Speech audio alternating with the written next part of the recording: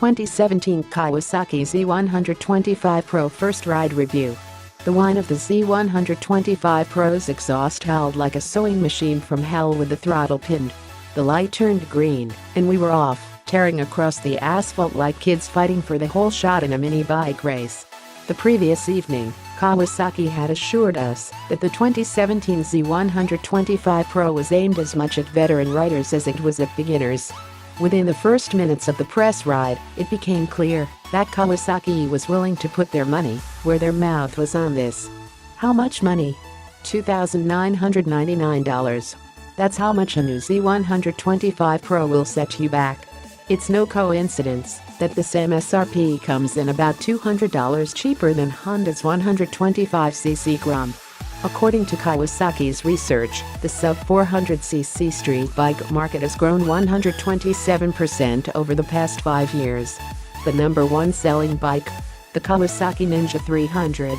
The second best-selling bike? The Honda Grom. Kawasaki refers to this as the mini-street segment and feels it's high time the Grom has some competition. They have just the bike for the job. At first glance, the Grom and Z125 Pro could be construed as one and the same. That perception doesn't hold up once you ride them. In preparation for this ride, I spent the past few days riding around Philly on a Grom to make sure it was fresh in my mind as I mounted the Z125 Pro. Immediately, the Z125 Pro felt tighter. I attribute a lot of this to the suspension. The 30mm inverted fork and rear shock with 4 positions of preload adjustment absorbed all of the abuse from the San Francisco streets without ever calling uncle. Kawasaki claims the little Z has a carrying capacity close to 350 pounds, and I believe it. I left the preload on this second setting and never once felt like I needed more. With that being said, I tipped the scales at 205 pounds on a good day, and I can't imagine the little 125cc engine wanting to handle any more weight. As Lance noted in his first look at the Z125 Pro, Kawasaki's engine has a slightly shorter stroke than the Honda's. What this means is that the engine spins about 500 RPM faster up top, and power comes on slightly later in the rev range. Perhaps it was just my imagination, but the Kawi's engine also felt a bit more powerful. But power and speed are relative. You'll be lucky to hit an indicated 60 miles per hour, and you'll spend most of the time using the Z125's rev limiter to let you know it's time to shift. Climbing the bigger hills of San Francisco, I found myself furiously downshifting to maintain speed. Shifts came easy from a very impressive 4-speed gearbox. When Kawasaki first announced that this was the same setup as found in the automatic non-Pro Z125, not available in the United States, outfitted with a clutch, I was immediately skeptical. I was expecting loose, sloppy shifts. I was wrong. The Z125 offered a light clutch pull and precise shifts. The non-adjustable lever was clearly a budget piece, and I would recommend swapping both the clutch and brake levers for an adjustable aftermarket setup. The brakes on the Z125 Pro were an exercise in self-control. As ABS is not an option, it is all too easy to get sideways with this little bike. I found myself getting really good at sliding the rear end around and stopping on the front wheel. While cost is probably the main reason ABS is not available, I think that's a good thing. It allows new riders to learn how to use their brakes to control their stops without relying on ABS as a crutch.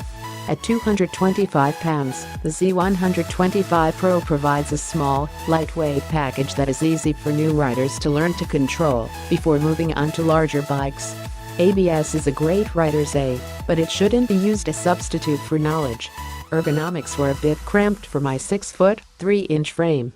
While I appreciated the 31.7-inch seat height, roughly 2 inches taller than the Grom, I found my knees continually coming into contact with the handlebars. A higher handlebar will be a needed alteration for long-legged riders. For the vertically challenged, the Z125 Pro might stand a bit tall. Overall, the Z125 Pro feels like a bigger bike than it actually is.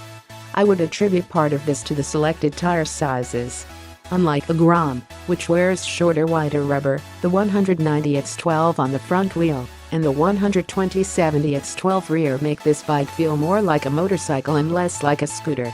Our day started in Fisherman's Wharf at 8:30 a.m. and ended 12 hours later on Treasure Island. My little Z125 Pro pretty much remained at Watt for the duration of the ride.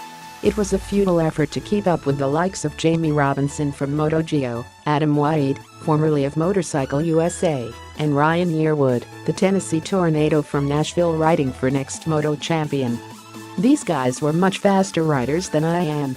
I lost count of how many times they passed me on the closed-course mini-moto track that Kawasaki set up. But damned if I wasn't grinning wider than anyone else. At the end of the day, we skipped the wine bar, cracked some beers, and toasted one another on a hell of a day's worth of riding.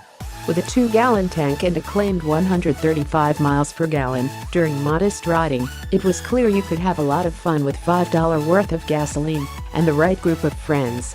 For the college student looking for a cheap commute to class, that means a lot of extra beer money in your pocket. For the more experienced rider, that's a lot of extra money to dump back into the bike to turn it into whatever your heart desires. Or, it's a pit bike that's more fun than a scooter, but doesn't rob much money from your track day fund.